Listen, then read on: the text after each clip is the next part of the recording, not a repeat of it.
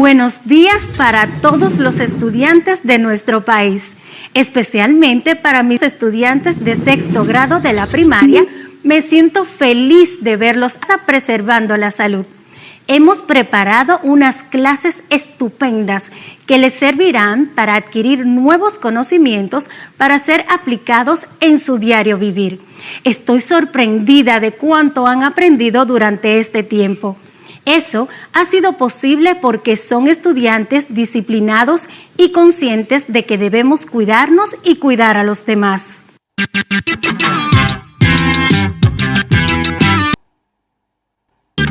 Esta semana vamos a conocer los oficios, las herramientas y los materiales que utilizan las personas que participan en la construcción de una casa.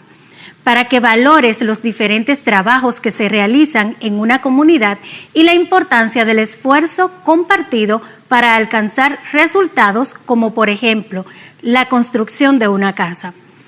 Vamos a hacer una entrevista y un reportaje y escribir una anécdota sobre la casa en la que vives, interpretación y organización de datos y cálculo de porcentajes. Pero antes, vamos a recordar lo que aprendimos en la clase anterior. En la clase anterior aprendimos sobre el paisaje, clima, recursos naturales, golfos y estrechos de Europa, y que los más importantes son el paso de Calais entre Francia y Gran Bretaña, el de Gibraltar entre España y Marruecos, el de Dardanelos y el del Bósforo en Turquía, el de Messina en Italia y el de Øresund entre Dinamarca y Suecia. Hablamos sobre el relieve de Europa, que es sumamente antiguo y que su clima no solo varía de norte a sur, sino también de oeste a este. Aprendimos que además del relieve, los ríos y el clima, uno de los elementos más característicos que determinan el paisaje de un lugar es su vegetación, y que el hecho de que crezca una u otras plantas se debe fundamentalmente a tres factores: la humedad, las horas de luz y la altitud a la que se encuentran las plantas. Profundizamos nuestro conocimiento sobre el adjetivo, que es la palabra o parte de la oración que califica el sustantivo y que aporta información adicional o completa su significado, y nos divertimos realizando un croquis. Diseñamos nuestra casa ideal y aprendimos mucho más con un juego de falso o verdadero. En este día vamos a aprender sobre las clases de palabras relacionadas con las herramientas que se utilizan en la construcción de una vivienda.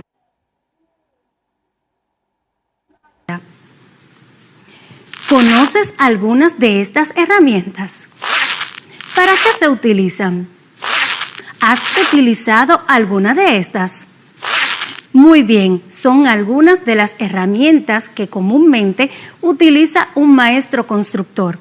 Ahora bien, ¿te acuerdas cuando estudiamos sobre la categoría de palabras? Vamos a relacionarlas con las herramientas que utilizan en la construcción de casas. Está la escuadra, el nivel, martillo, serrucho, cubeta, mezcladora, cinta métrica, escalera, rastrillo, pincel, andamio, espátula, rodillo, destornillador, alicate, carretilla, lija, pala, pico. Muy bien, ya veo que conoces algunas de las herramientas. Busca tu cuaderno y explica para qué se usan estas herramientas que reconoces. Si la has utilizado alguna vez, además haz un dibujo de estas. Busca el concepto de alguna de estas herramientas y completa el cuadro que está en pantalla. El martillo se usa para... La escuadra se usa para... La mezcladora se usa... La carretilla la usamos cuando... El serrucho, ¿qué? ¿Sabes? Para la construcción de las casas se necesitan muchas personas que puedan cooperar y ayudar para que la casa quede bien. Observa tu casa, piensa y escribe. ¿Cómo la habrán construido? ¿Quiénes la han construido? ¿Cuánto tiempo le ha llevado? Menciona alguna de las personas que participan en el proceso de construcción. Muy bien, acertaste. Escribe en una sola frase qué hace cada uno. Muy bien, pues vamos a conocer la función que desempeña cada una de las personas que participan en el proceso de construcción de una casa. Comparte con tu familia la información. Vamos a ver si coincides conmigo. Arquitecto. Es el encargado del esbozo y diseño de la residencia, a partir de las necesidades y deseos de las personas que quieren construir. Determina los detalles sobre elementos y materiales de construcción. El maestro constructor es el encargado de la ejecución de la obra, es quien congenia en los planos y directivas con el arquitecto y luego dispone a su personal para el trabajo manual, a los técnicos de instalaciones, conexiones y las maquinarias necesarias. El paisajista puede ser un arquitecto, un ingeniero agrónomo o un jardinero especializado, aunque a veces se subestima su labor. Él será el arquitecto. El electricista es un profesional que realiza instalaciones y reparaciones relacionadas con la electricidad, especialmente en máquinas e iluminación. No debe confundirse con liniero.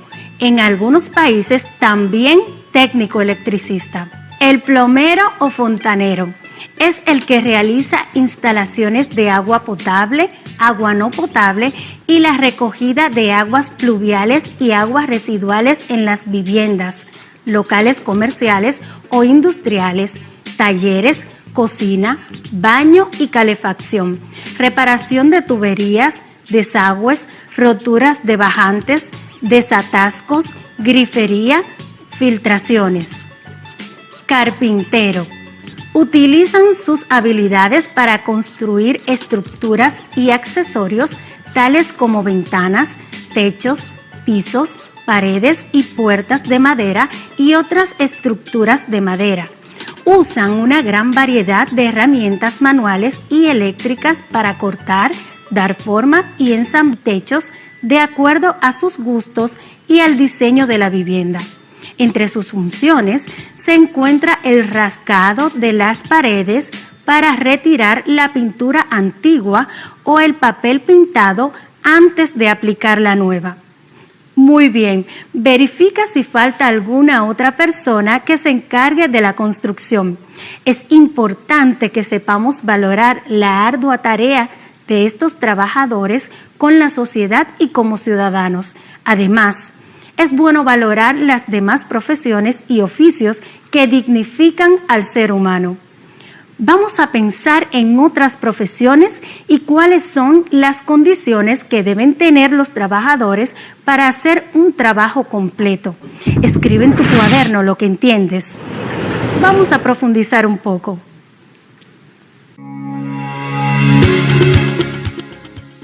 El trabajo humano es el eje en torno al cual giran la organización y el progreso de la humanidad. Ofrece a cada hombre la oportunidad de crecer, desarrollar sus capacidades, realizarse como persona. No solo expresa la dignidad del hombre, sino hace que la vida humana sea más humana. Un buen trabajo cuida la dignidad de la persona. Un trabajo debe reunir varios factores para considerarse bueno. No basta con un buen salario, un buen horario o buenas relaciones por separado. Debe existir una integración entre dichos factores y otros tantos más. Un buen trabajo es aquel que cuida la dignidad de las personas. El primer requisito fundamental es que en tu lugar de trabajo se respete la dignidad del ser humano.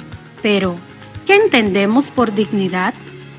La dignidad hace referencia al derecho que tiene cada ser humano de ser respetado y valorado como ser individual y social por el solo hecho de ser persona, independientemente de cualquier característica particular que pudiera poseer.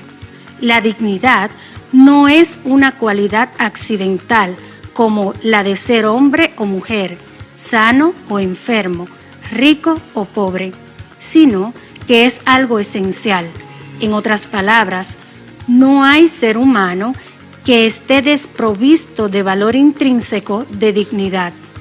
En nuestra Constitución, el artículo 62, Derecho al Trabajo, establece el trabajo, los trabajadores y el Estado. En consecuencia, el Estado garantiza la igualdad y equidad de mujeres y hombres en el ejercicio del derecho al trabajo.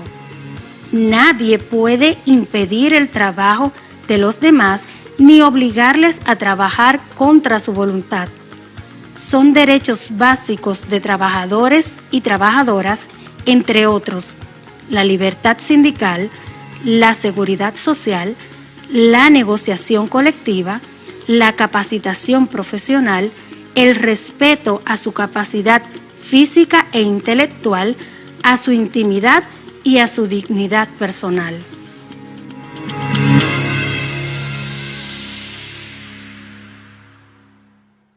Muy bien, ahora escribe en tu cuaderno sobre la importancia del trabajo de las personas y su dignidad. Relaciona el compromiso de los trabajadores de la construcción de la casa y su compromiso con la sociedad.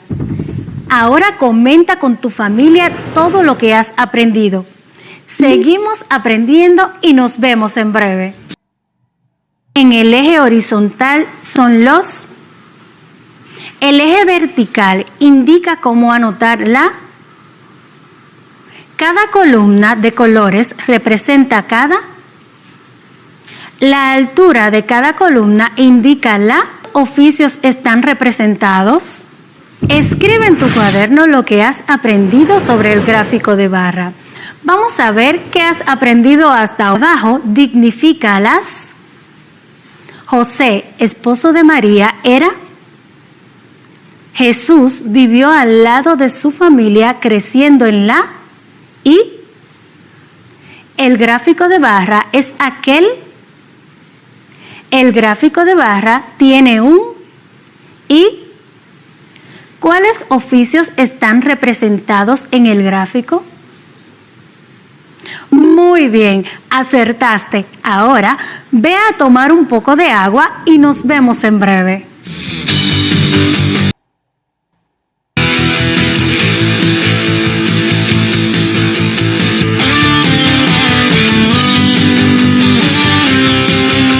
Bienvenidos de nuevo a la clase.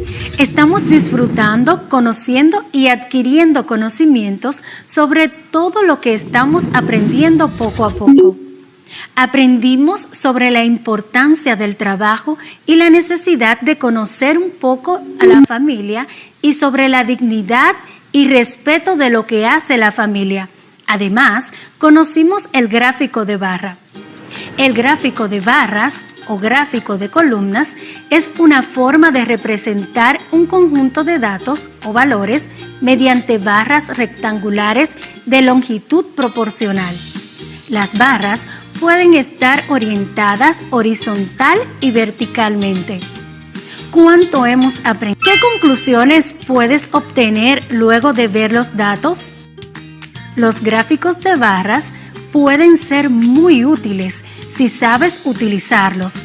En esta sección aprenderás todo sobre ellos. Vamos a seguir profundizando sobre la interpretación y análisis de datos. ¿Sobre qué hablamos cuando usamos la palabra datos? Nos referimos a estadísticas o información que ha sido recopilada a partir del contexto real. La palabra clave es comparación. Si puedes pensar en una comparación cuando trabajas con un gráfico de barras, te ayudará a comprender mejor las cosas. Toma algunos minutos para escribir la definición de gráfico de barras en tu cuaderno. Asegúrate de subrayar la palabra comparación para ayudarte a recordar el propósito de estos gráficos.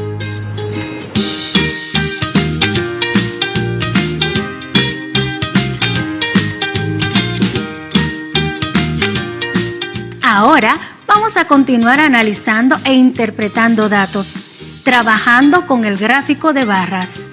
Observa y responde correctamente. ¿Qué oficio tiene la mayor cantidad de trabajadores?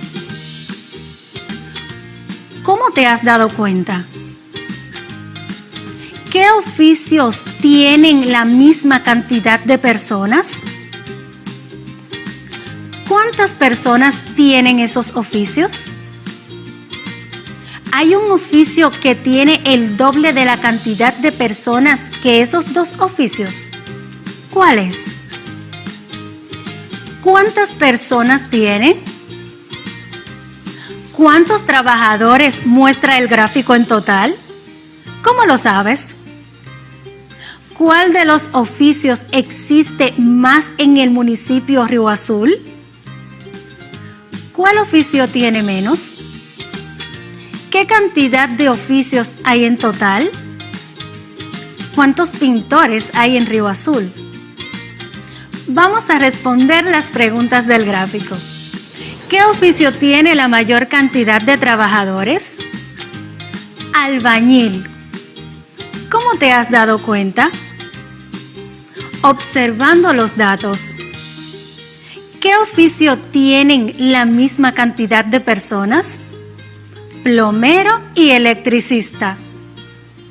¿Cuántas personas tienen esos oficios? 30.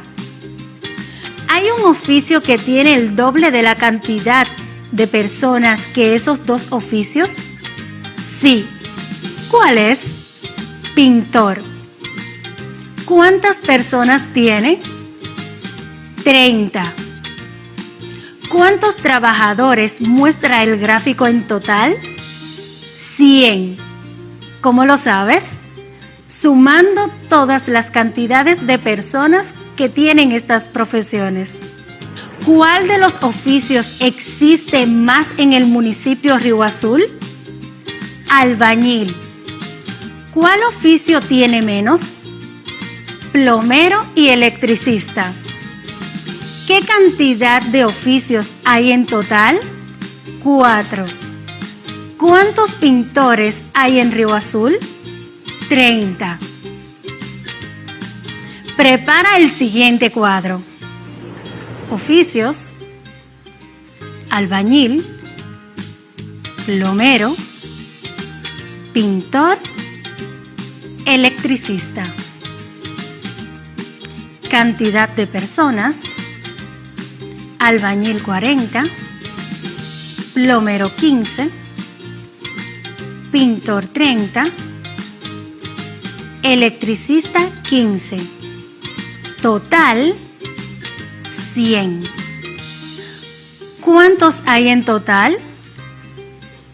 Muy bien, vamos a interpretar otro gráfico.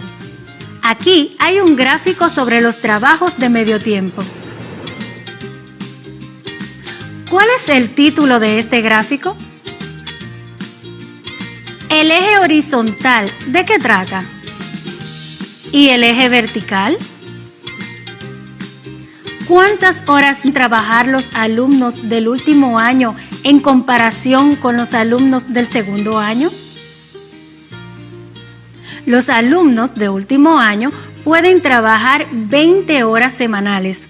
Los alumnos de segundo año pueden trabajar 12 horas semanales. Por lo tanto, los alumnos de último año pueden trabajar 8 horas semanales más que los alumnos del segundo año. ¿Cuántas horas trabajan los alumnos de último año más que los de primero? Muy bien, busca tu cuaderno y escribe otras preguntas relacionadas con la información del gráfico. A partir de esta semana vamos a tener una particularidad en la clase. Tendremos un tiempo para la lectura. Para esto vamos a crear un espacio donde nos vamos a divertir con diferentes cuentos, poemas, décimas, coplas, versos y todos aquellos libros literarios. Una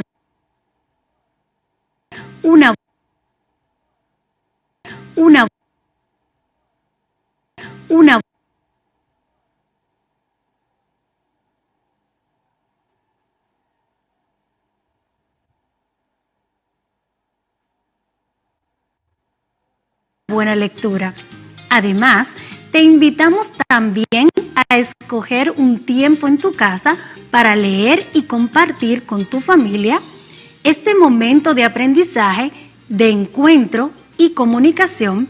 Explícales que estas actividades fomentan la autonomía, la cooperación y la responsabilidad de las niñas y los niños. Puedes acomodarte donde quieras, en el suelo, otros en la silla, en un rincón de la casa, colocar una sábana, una alfombra. Lo importante es que te sientas bien para leer, recrearte con la lectura y que se convierta en un momento mágico para ti. Diviértete creando un espacio diseñado a tu gusto.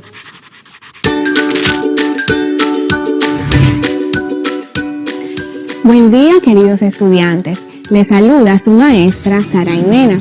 El día de hoy me encuentro sumamente emocionada porque vamos a crear y a construir el espacio perfecto para imaginar, para divertirnos, para relajarnos y sobre todo para fortalecer nuestros aprendizajes. Así es, les hablo de nuestra propia biblioteca en casa. Y para eso contaremos con la ayuda de Brandon, quien nos acompaña en esta maravillosa aventura. Hola Brandon, ¿cómo estás? Muy bien. Qué bueno. Más cariño.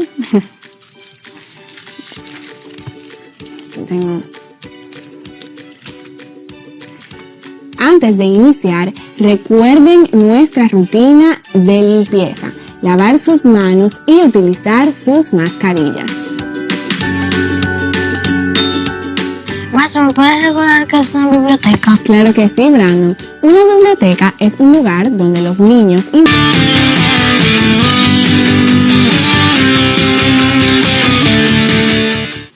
Muy bien, bienvenidos de nuevo. Hasta ahora hemos estado aprendiendo aspectos relacionados con la estadística.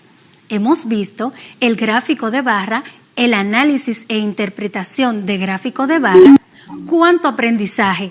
Espero que puedas aplicar cada uno de estos conocimientos en el entorno donde vives.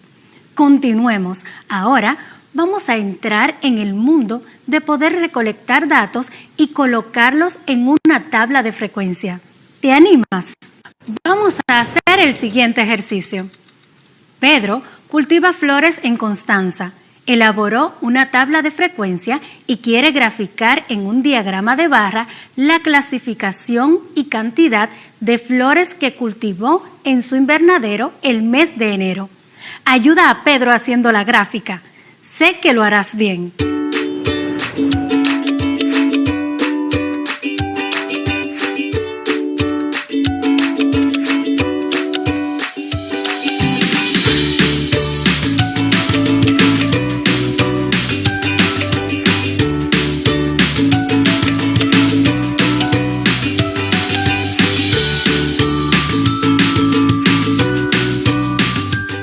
En esta clase vamos a aprender a construir gráficos de barra a través de la tabla de frecuencia. Entonces, ¿qué es una tabla de frecuencia? La tabla de frecuencia es donde plasmamos los datos estadísticos que aparecen bien organizados, distribuidos según su frecuencia, es decir, según las veces que se repite en la muestra. En esta tabla se representan los diferentes tipos de frecuencias, ordenados en columnas. Escribe este concepto en tu cuaderno para que lo recuerdes cuando lo necesites y lo compartas con tus familiares. Vamos a hacer un paseo imaginario por tu localidad, residencial, comunidad o barrio, donde quiera que vivas, y preguntamos a varias personas sobre su profesión u oficio que trabaja. Ahora, según la definición de la tabla de frecuencia que tenemos, te reto a organizar cada uno de los datos siguientes. Organizamos los siguientes datos en una tabla de frecuencia.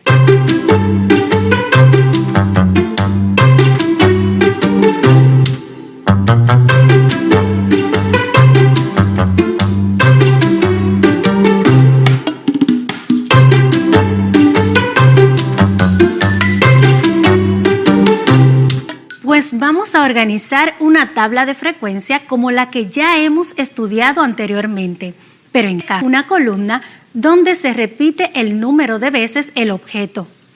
Primero, se repite 5 veces. Plomero. Conteo.